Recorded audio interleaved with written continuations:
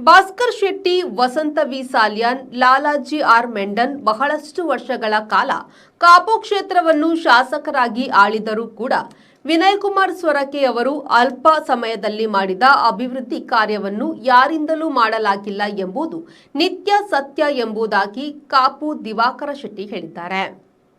ಅವರು ಕಾಪುವಿನ ಪುರಸಭೆಯಲ್ಲಿ ನಡೆದ ನಗರ ಯೋಜನಾ ಪ್ರಾಧಿಕಾರದ ನೂತನ ಪದಾಧಿಕಾರಿಗಳ ಅಧಿಕಾರ ಸ್ವೀಕಾರ ಕಾರ್ಯಕ್ರಮದಲ್ಲಿ ಭಾಗವಹಿಸಿ ಮಾತನಾಡಿದರು. ಕಾಪುವನ್ನು ಪುರಸಭೆಯನ್ನಾಗಿ ಮಾಡಿದ್ದಿರಬಹುದು, ತಾಲೂಕಾಗಿ ಮಾಡಿದ್ದಿರಬಹುದು, ಎಲ್ಲವೂ ಸೊರಕೆಯವರು ಮಾಡಿದ ದೂರದರ್ಶಿತ್ವದ ಅಭಿವೃದ್ಧಿ ಕಾರ್ಯಗಳಾಗಿದೆ. ಸೊರಕೆಯವರ ಅಭಿವೃದ್ಧಿ ಕಾರ್ಯವನ್ನು ಮೆಚ್ಚಿಕೊಂಡ ಕಾಪು ಕ್ಷೇತ್ರದ ಜನತೆ ಸೊರಕೆಯ ಸೇವೆಯನ್ನು ಕಳೆದುಕೊಂಡು ಇದೀಗ ಪಶ್ಚಾತ್ತಾಪ ಪಡುತ್ತಿದ್ದಾರೆ.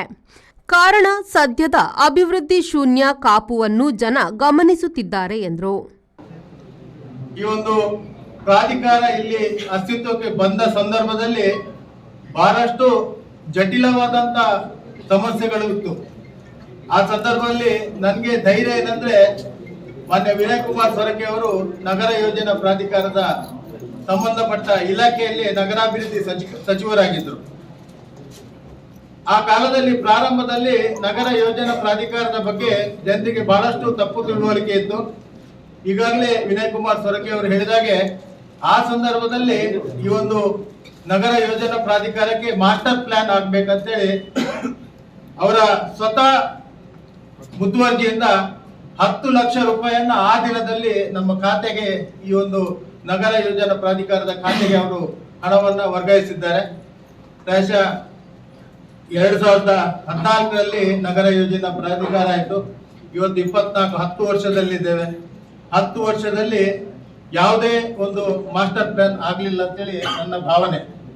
ಪ್ರಾಯಶಃ ಮಾಸ್ಟರ್ ಪ್ಲಾನ್ ಆದ್ರೆ ಇವತ್ತು ನಗರ ಯೋಜನಾ ಪ್ರಾಧಿಕಾರ ಬರುವಾಗ, ಕಾಪುವಲ್ಲಿ ಪುರಸಭೆ ಬರುವಾಗ ಬಹಳಷ್ಟು ಜನ ಬೇರೆ ಬೇರೆ ರೀತಿಯ ಪ್ರಸ್ತಾಪವನ್ನ, ಬೇರೆ ಬೇರೆ ರೀತಿಯ ಅಪಸ್ವರವನ್ನ ಎತ್ತಿದ್ದಾರೆ. ಅದು ಎತ್ತುವಂತದ್ದು ಸ್ವಾಭಾವಿಕ. ಮನುಷ್ಯರಿಗೆ ಸ್ವಲ್ಪ ಅಸಮರ್ಪಕವಾಗಿ ಕಂಡು ಬಂದ್ರೆ ಆ ಸಂದರ್ಭದಲ್ಲಿ ವಿರೋಧ ಮಾಡುವುದು ಸ್ವಾಭಾವಿಕ.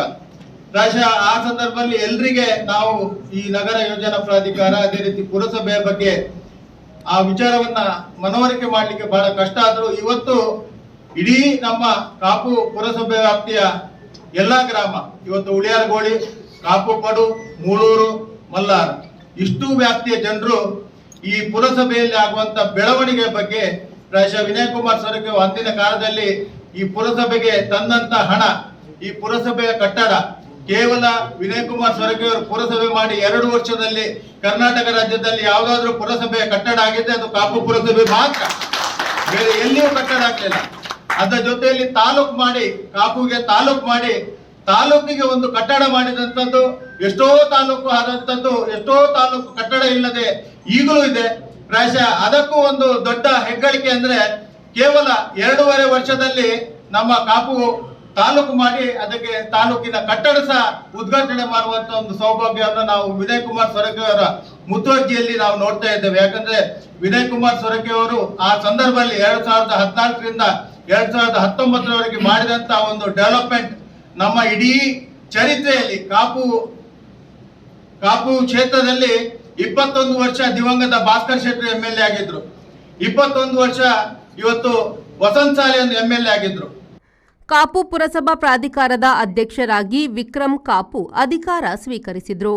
ಸದಸ್ಯರಾಗಿ ಹರೀಶ್ ನಾಯಕ್ ಕಾಪು, ಲಕ್ಷ್ಮೀಶ ತಂತ್ರಿ, ಮೊಹಮ್ಮದ್ ಸಾದಿಕ್ ಸದಸ್ಯರಾಗಿ ಅಧಿಕಾರ ಸ್ವೀಕರಿಸಿದ್ದಾರೆ. ಮಾಜಿ ಸಚಿವ ವಿನಯ್ ಕುಮಾರ್ ಸೊರಕೆ ಮಾತನಾಡಿ, ಜನರಿಗೆ ಪ್ರಾಧಿಕಾರದ ಬಗೆಗಿರುವ ತಪ್ಪು ಅಭಿಪ್ರಾಯವನ್ನು ಇಂದಿನ ಸಮಿತಿಯ ಕಾರ್ಯಾಧ್ಯಕ್ಷತೆ ಹಾಗೂ ಜನಪರ ಕಾರ್ಯಗಳಿಂದಾಗಿ ಪ್ರಾಧಿಕಾರದ ಬಗ್ಗೆ ಉತ್ತಮ ಅಭಿಪ್ರಾಯ ಮೂಡುವಂತಾಗಬೇಕಾಗಿದೆ ಎಂದರು. 50 ಲಕ್ಷ ಇದ್ರೆ ಒಂದು ಬೇಡಿಕೆ ಬಂದಿದೆ, ಅದನ್ನು ಕೂಡ ತಾವು ನಮ್ಮ ಸಮಿತಿಯಲ್ಲಿ ಇಟ್ಟುಕೊಂಡು ಮಂಜೂರಾತಿ ಮಾಡಬಹುದು. ಆ ದೃಷ್ಟಿಯಲ್ಲಿ ಇವತ್ತು ನಮ್ಮ ಇಲ್ಲಿಯ ಅಧಿಕಾರಿಯವರು ಕೂಡ ಇದ್ದಾರೆ. ಅವರ ಹೆಸರು ಸುದ್ದಿಯವರು.